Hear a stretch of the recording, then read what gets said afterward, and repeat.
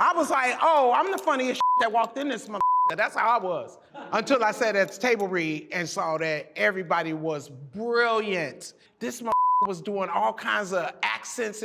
This There could be a very unkind edit from People magazine if they just took you to be like, this mother, this.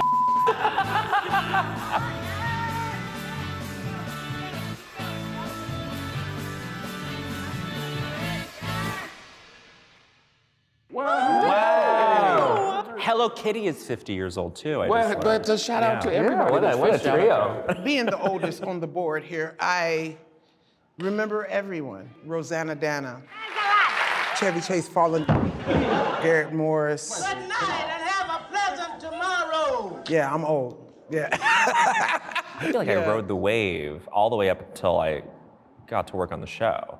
I moved to the US and that was my first exposure to SNL, and it was like, it was Molly, and it was Will, and Catan, and then all the way into like the early aughts, and then I just remember graduating college, and it was Kate and Leslie, obviously Seth, and then Kenan being this perfect sort of steady, constant thing as well. Like it's amazing to have the continuum kind of like be in this tableau. I'm using so many obnoxious words. No, that is it. That was well said. Continuum Yeah. in this tableau. Like, that's exactly right. You were in college? Yeah. I went to college. I started watching when I was 12, and watching Molly's characters like taught me what I wanted to do, which was to like be this full, wacky, amazing, like the greatest characters of all time. And I Molly. like Molly, memorized. you wacky. I still remember so many. I know all the lines from all of your stuff, and it's like to talk to her. It's like it's talking to a wonderful person. But then I realize who I'm talking to, and it's like, wow. I remember. I know them all because I like studied it, and it taught me like what I wanted to do. Anyway, good to see you. Also normal day, normal life. My brother and I would watch it and tape it, and my parents had watched it in the 70s, and then on Sunday morning, we would show them our 3 favorite sketches. Oh. And that's how they experienced SNL. And then when I was on the show, I remember them saying, it's really uneven. And I'm like, well, that's because you were only seeing the 3 best things. For years, I was cutting out everything that was not playing. But this is very in line with what the show is. Also, apropos of nothing, this is the room Lauren says you go to when you die. If you This is absolutely the same chairs and everything.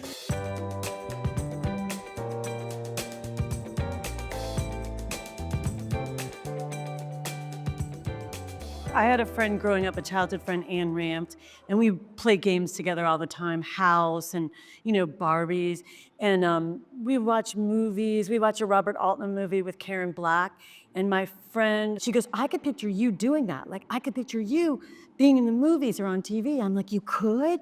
So it was like Tom Sawyer and Huckleberry Finn. Yeah. Like, she's like, yeah, I could picture you doing that, like with a Southern accent. I was like, really? So it just shows that you just need one friend. It could just be a little quiet thing of somebody who believes in you. Quickly, we saw the divergence of Molly's childhood, which is like, we played House, we played Dolls, we watched Altman movies. Like, you're like, okay. I was like, Karen Black like the Okay, that. Whoa, Karen Black was in that. Ann Ramp was a cinephile at a young age. I'm always searching for the most perfect moisturizer. Jesse, it's Al Sharpton.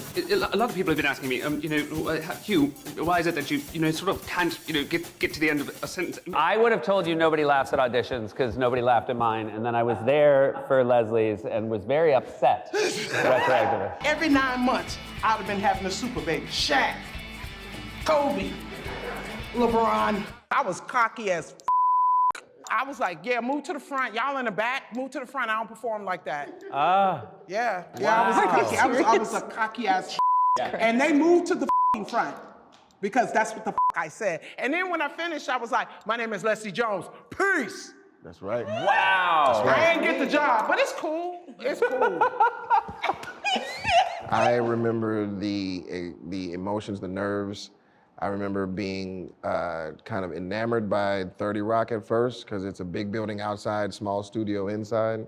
It was very surreal and very stressful because I had to do stand-up without being a stand-up, you know what I mean? So I was kind of faking it till I made it, and luckily I made it into a situation where what I really do is, good for the show, which is act, you know what I mean? So yeah, I just got lucky, but it was very stressful. I remember they had come around and they were asking for tapes because they were looking for women on the show. And so I spent all my waitressing money making like a 5-minute VHS tape. And I did characters and I would buy the costumes at thrift stores and I put all my money into that, hiring an editor and a guy to shoot it in my little dumpy apartment on the corner of Fountain and Vine across from the El Pollo Loco. And then I found out that my tape had gotten passed over when I was on a payphone outside of my apartment. They said, sorry, they're not gonna bring you in, they passed on your tape. But my manager had another woman who he represented who they wanted to see, and I cried and cried at that payphone. I was like, but then I just said, you know what? For the next 5 years, work really hard on my characters and be, just perfect them and make them better and perform and work and write. And so if they come back around, I'm gonna be ready. And that's what I did. And then they came back around 5 years later and they asked for a tape again. And I was like, I am not giving you a tape. You gotta come see my live show. And Marcy Klein came out and saw my show and then I got invited to audition.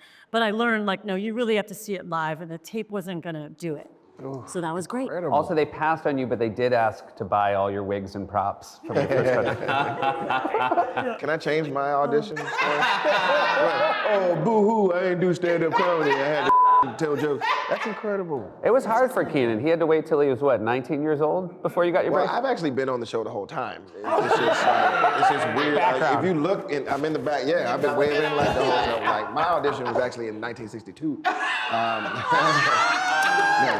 No, but yeah, man. I genuinely think for all of us, we were all fans of the place, you know what I mean? So it's very stressful to and it's also, for me, it's hard to identify seeing myself on the show and comparing it to watching the show before I was on it and having it be the same thing.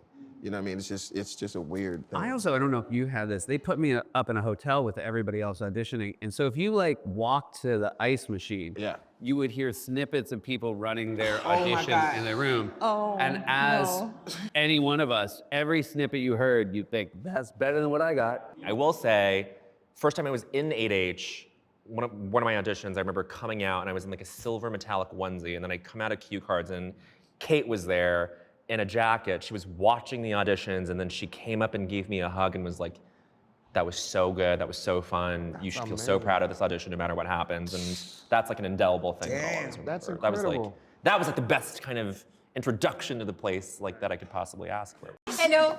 Thank you for having me. I'm Penericus. I'm ready to film the commercial, okay? You want something your whole life. I remember watching when I was 12 and for me, it was the good nights, watching people hug each other after the show and just seeing the camaraderie. I was like, I have to be there. And then getting there and being like, oh my God, I could so spectacularly tank this at any moment of this week. I'm going to vomit when I finally do perform. If I get to perform, I will vomit on TV. And it's so much pressure. It's just the only thing you ever wanted, and then you have to do it. And are you going to survive that? Amy. Yes. This is my assistant, Amy. Hi. Amy, we're going to do a liver transplant. Okay. I went from doing this little stage show for 200 people a night, paying for the band myself and inviting people, working in restaurants and you got to come see my show. And I'd have hundreds of names and phone numbers, and I would cold call people, come to my show, come to my show, come to my show. So when I got booked on SNL, I threw that box of names and phone numbers in a dumpster in my backyard in Hollywood. I was like, I don't have to call anybody anymore to come. And then it was so surreal to do my first show with George Clooney and have the band there that I didn't have to pay for, and that millions of people would just tune in. I was like, oh, this is the greatest. I don't have to call anybody, Yeah. And no bring a show. And not having to break, I did sketch comedy for 6 years in New York before getting the job, and I just having to I did a one-woman show that had a rotisserie chicken in it. So I had to, before every show, I had to go and buy a whole rotisserie chicken and a whole cake and carry all these groceries and wigs into the theater, and just having the most talented artisans ever in history in the business to make the wigs and do the costumes and do the art and do the props is like such a different experience. And I was just like, wow, I don't have to buy a rotisserie chicken. Your friends were like, you know, Kate's on SNL now, and she stopped smelling like chicken. Remember how she always smelled like chicken? I met Seth the first day. I came through and I was like, who is that beautiful mother?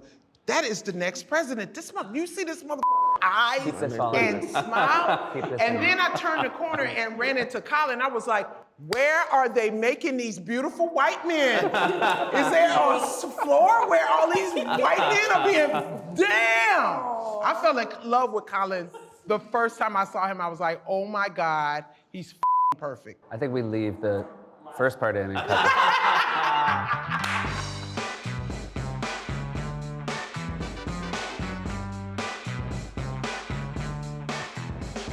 So the show doesn't go on because it's ready. The show goes on because it's 11:30, which That's we're- amazing. Oh, who said that? That is. Oh my God, that should be, that is, ooh.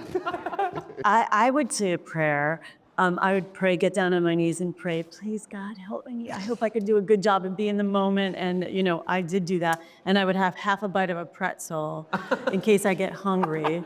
And I started on the show with Chris Farley, Adam Sandler, Mike Myers. And I remember a memory of Chris Farley is that I would see him in his dressing room. He was a practicing Catholic and he would get down and genuflect and pray. Yes, so that was my ritual. Listen to Kenan. When Kenan sings that opening song, we know the show done started. That's the ritual, yeah. We would sit, when I at the makeup, whenever you hear Kenan starting up, it's like, showtime. It's showtime, turn it on. And I think I've only been doing that warm-up so long without trying to eject out of it because it helps me get my nerves of performing in front of people out. So I get to actually see them, you know what I mean? And before I'm in action kind of thing. So like, I can just like go into my first performance moment kind of free of the fear of being watched kind of thing, because I've already been watched like doing a forced karaoke kind of thing on people.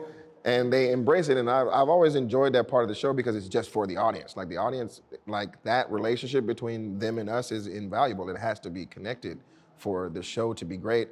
And then when there are insane moments happening, it feels like the whole city is aware because like backstage it'll be all these people, you know what I mean? And then the audience will be going crazy for something. It'll be a surprise guest or something like that. And you know, that'll be for one thing, but the rest of the show was kind of like that. Like every single sketch from like the cold open to the finish was just like on another level for some reason. And then everybody's finished and you can just see everybody's exhausted at good night. It's like, holy crap, like that was crazy. They never let me do it because I was always like live from Milwaukee. I was always, I did it with The Rock and I mouthed mine. That's how, I didn't yell it because I was so scared because we were rehearsing and every time they got to the live from New York, I was like, live I'm sorry, I don't mean to laugh at that. from Minneapolis. It was just, I thought it would make me feel better. Yeah. really? Yeah, I thought it would, and then I did it, and then I immediately I realized I had all the same anxiety. Right. This will be a rite of passage, and once you yell It's it, really I'm sure hard. you feel some enlightenment. And I just screamed it, and then I was like, I don't think I have anything else in the show this week. Good evening, I'm Seth Meyers, and here are tonight's top stories. I never said my first line on Weekend Update with the confidence that words would come out. Yeah. Just that feeling, not at dress, only at air when you know it's live. You are aware so many people are watching. And then it went away, but I never rolled out thinking, don't worry, words come out when you talk. I think it takes 3 to 4 years to have the fear of getting fired dissipate. Yeah. But I think I'm still a wreck. I was about to every say, time. comfortable is subjective because we're uncomfortable because it's unproven, you know what I mean? Like we're always presenting something new, you know what I mean? So we never really have a relaxed moment until after it's done.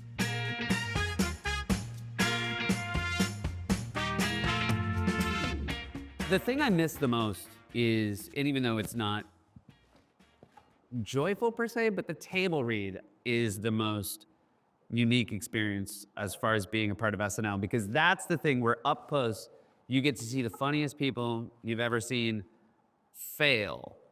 and the way, sometimes brilliantly, just watching people you love take big swings and having it not work, that is the education that you can't get from watching what airs. Like, that's the thing we get that I do miss that rush of sitting down. You should call it Ash Wednesday. Yeah.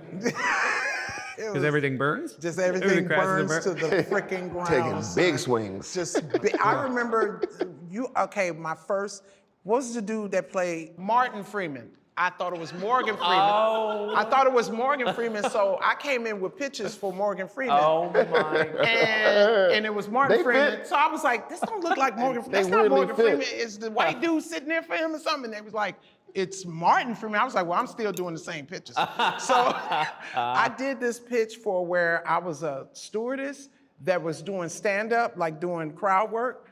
And he was supposed to be the one that's not funny. It didn't work that way. I was bombing I had never bombed that bad ever. And I'm talking about I'm bombing bad. And Martin was just killing me, like with his little lines.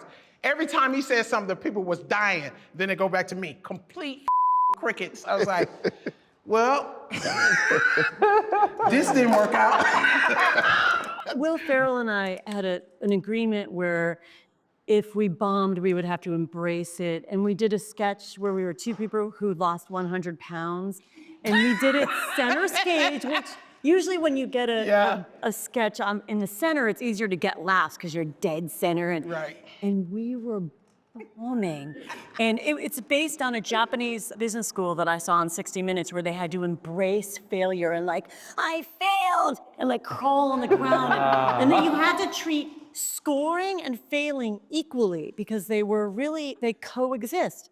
And so we were just like looking at one another, not a laugh, just crickets. Like, well, I lost 100 pounds. Like a twinkle eye, like, we are not a laugh.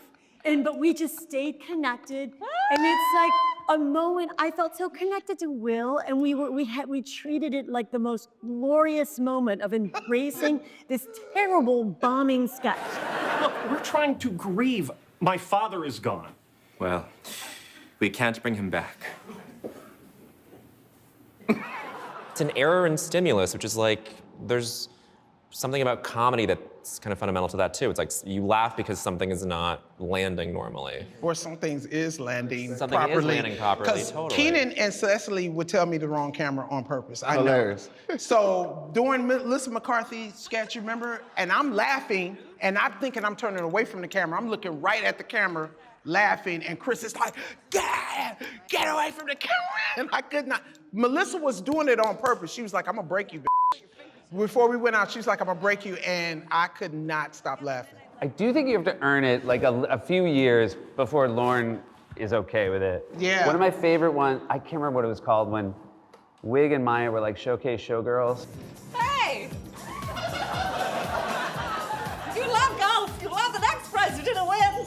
And they were driving around like Those Chicken golf from carts. Chicken Man. Yeah, yeah. And Bill was the host of this game show, and he was breaking and they were breaking, but Vanessa was new and she was stone-faced the whole time, and I was like, look at her.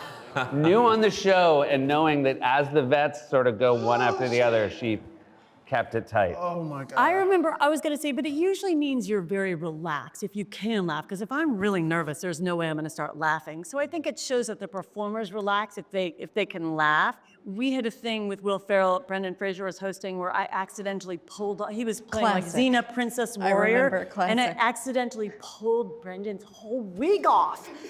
And hats by accident. And I remember having a moment where I was like, wait, can we stop? And then I realized, oh my God, we can't stop. We're on live television. This isn't a movie. Like, and we all started laughing. We could not stop laughing. And it was such a great moment. It was so fun. Yeah. I've always subscribed to this thing that Lauren says, which is the audience is never wrong. So even if your sketch bombs, even though it killed on Tuesday, like, it doesn't matter. Like, it's the Schrodinger's cat. Either it's in this quantum state where it's like a killer sketch and also a dud. And until you open that box, until it's Saturday, until you open that box, you won't know which one it is. And so, like, I think that's like that's the best part of the show. And it's that thing that Molly's talking about of like failure and success living like on the same thing is like so. Nothing's worse than that time between killing a dress. Yep. Because even then, we've all killed a dress and had a bomb, and it all feels so, I don't know, fragile until it kills at air. Because you know that's not, you weren't trying to write a sketch that killed a dress. No. And so. No, yeah, you always wanted to bomb at dress. For me, if you didn't do good at dress, that means that live is gonna kill. Yep. For some reason, if the dress audience is really good, I get nervous because Hot the dress. live audience. Hot dress is a disaster. Yeah, it's a disaster. Yeah. During COVID, we had a vastly reduced audience because there had to be space between, and everyone was masked, and it was like the laughter was much less just because of the paucity of people in the room. And then the first time that we got a full audience back, we walked out to do the cold open, and I just was sobbing because they were standing and clapping, and it was like, oh my God, I missed this. And I always did much better at dress than on air, which was very frustrating every single week for 10 years. But like having the camera and knowing that, like, I always just was cognizant of like, there's a lot of people watching who are not in this room right now, but dress, it's just for us. And it was like, you killing me. Thank you, Leslie. You're killing me. You always kill. I was gonna say one more thing. Right before I left the show, I did create this character called Jeannie Darcy, who was a really bad stand-up. Have you guys heard of this TikTok thing? The only TikTok I hear is my biological clock. Don't get me started. Don't even get me started. And I did it for myself as an exercise because I was like, I feel so tired of trying to get laughs that I want to do just something to make my peers laugh, like my friends on the show. It was really just for them to make them laugh, but it was like a character who's a terrible stand-up comedian. She's a closeted lesbian doing straight comedy. I said, are you sure it's a dog? Or is it my ex-husband?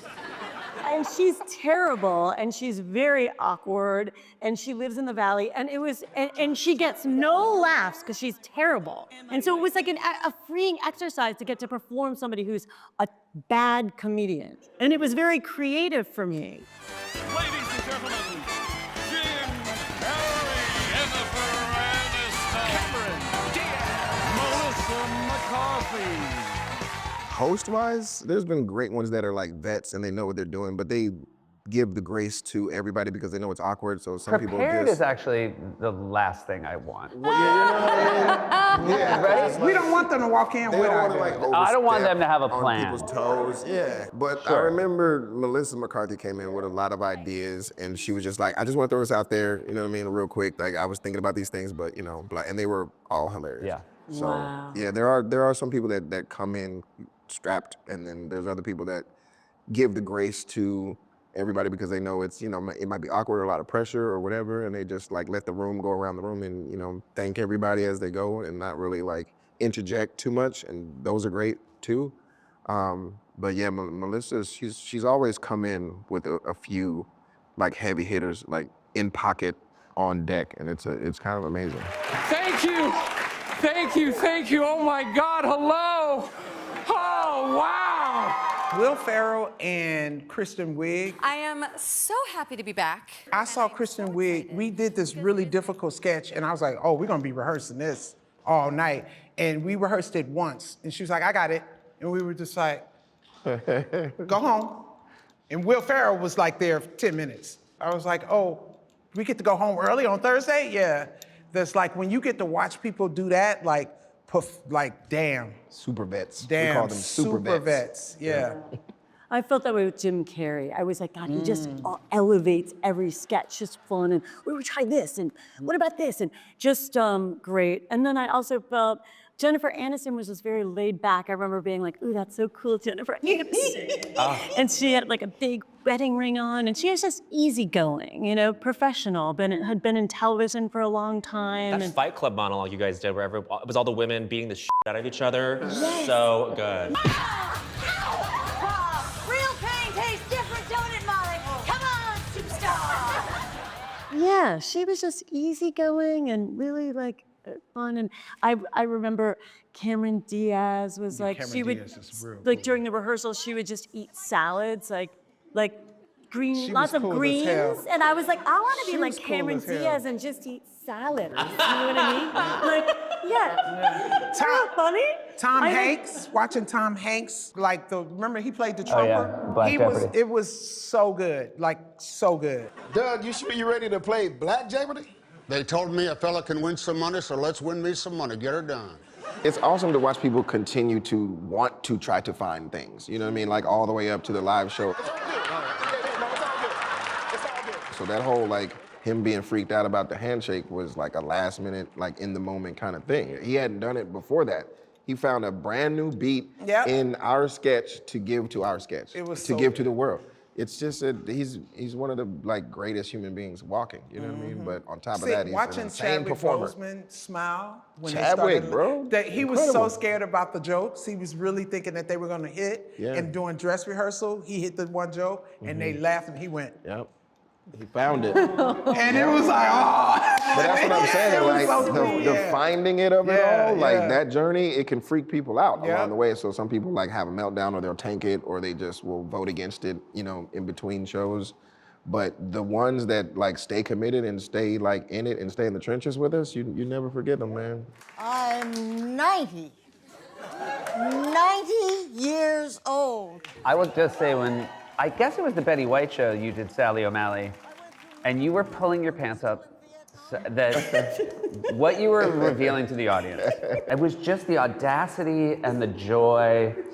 That is one of my favorite moments of just like, God, Molly is so in the pocket right now, and we're so lucky to have this vantage And point. there's also nothing better than people like that giving the moment. You know what I mean? Like a lot of the times, you know, things are kind of like cutting to here, cutting to there. So like you have a setup piece and you have a punchline piece or whatever.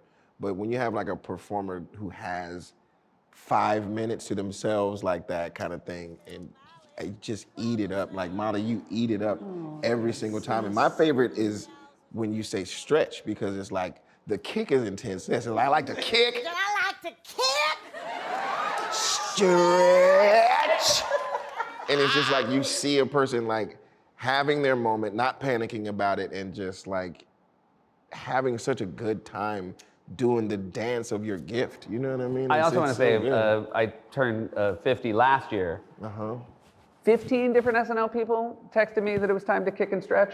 Like, when you cross that threshold, know that, and it really made me, I was like, God, you know, Sally O'Malley was so happy about it. I'm gonna embrace it the same way. I'm gonna kick and stretch my way through my 50s. It's actually based on my father. We were in a terrible automobile accident. My dad was very badly injured, and he had a brace on his leg and had to learn to walk again. They would have amputated his legs. So the character is based on my dad's limp, because she's like, ladies and gentlemen, my name is Sally O'Malley. That's me imitating my dad. But then she fools you, but she's like, I can kick. She's got power. Yeah. She can you all. The end. So that's based on my dad. For me, like I've seen so many great moments with Kenan, but to see him and know why he is who he is, the brick of like the building, when he played the frickin' lobster. Who am I? And why am I condemned to boil alive?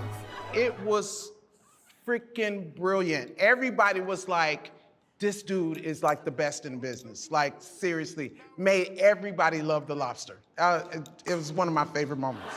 Okay, give me Kamala, give me Trump, let's play the feud. I didn't know shit about politics until I came to SNL, and I was like, oh, the senators, oh. That's a oh, representative? Is that what they do? Oh, I didn't know. Oh, wow, I should be paying attention to who I vote. Oh, because so it was like such an interpretation of everything. I was like, oh, damn, that's what they meant? Oh, damn, I should have been paying attention. I didn't know that person. You get a digest of Yeah. like what happened in the week politically, like from the cold open to update. Like you do get this pretty neatly curated thing of like what's going on. I don't know. Hello, I'm Hillary Clinton. Tonight, I'm speaking to you not as Secretary of State or as a senator or as a first lady, but as a relatable woman on a couch. Hello! I'm not a stand-up comedian. I'm not smart enough to be a stand-up comedian. The way that I chose to like communicate my feelings about politics, and I do have many feelings about them, is really thinking about the inner life of these people who have such a profound effect on all of our lives and why they're doing what they're doing. And I find that a fascinating and helpful exercise personally, just to try to make sense of what's going on. Anyway. It still has to play. I mean, I think no matter how strongly you feel, Lauren's never going to put something on that's just making a point. So ultimately, comedy has to be the first order of business. But I also think when you write comedy about current events, you know, it's crazy to think that people are going to be agnostic about their feelings. So, you know, you just have to synthesize them in a way that hopefully makes people laugh, and then you have a good chance of it getting on TV. I don't understand it. I really don't, and I never will. But sometimes comedy is really the only way forward through tragedy. That's where Lauren's heart shines through the most. Like, yes, the show is funny. Yes, it's satirical. It's occasionally sardonic. But at the heart of it, there's an underlying goodness and a desire to reach and to comfort people. Like when Russia invaded Ukraine, we had a Ukrainian choir singing, and then the camera panned up and the word Kyiv was written out in candles. Live from New York, it's Saturday night. He knows instinctively, because of this like goodness undergirding everything, how to respond in these moments when the nation really like needs a hug, basically. And so those are my favorite parts.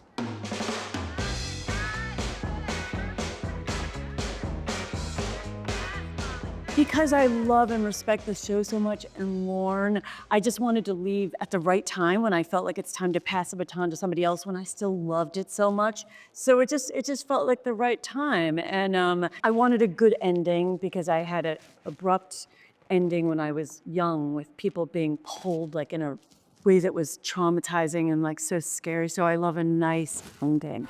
I love you. Thanks for letting me stay a while.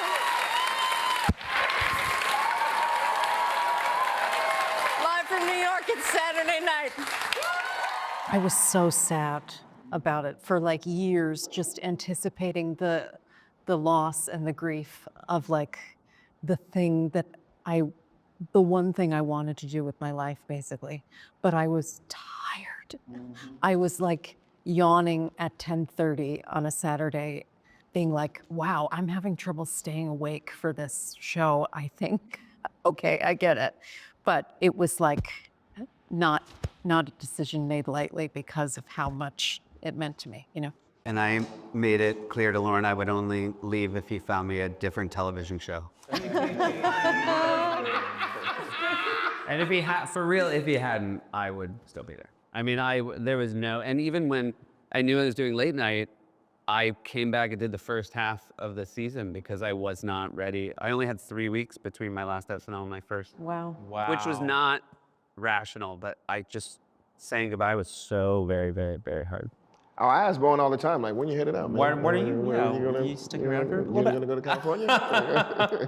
What I realized, like working on other shows, was, it's a rare thing, especially now, to like return for a season and like seeing the same people again. And that consistency, that continuity is really singular and special, and it's a hard thing to part with.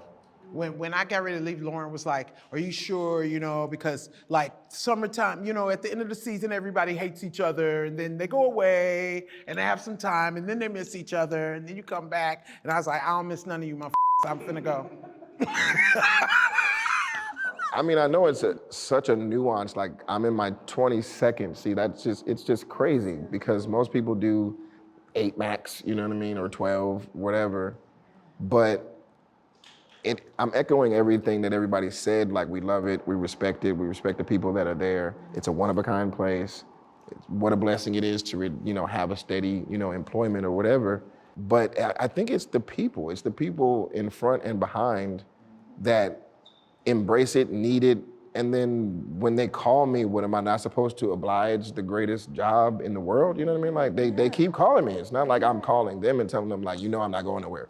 Like that's never the case. So it's just out of love, you know? Tina Fey said that if Kenan walks out the 30 Rock or out the building and he's done, the whole building's gonna collapse.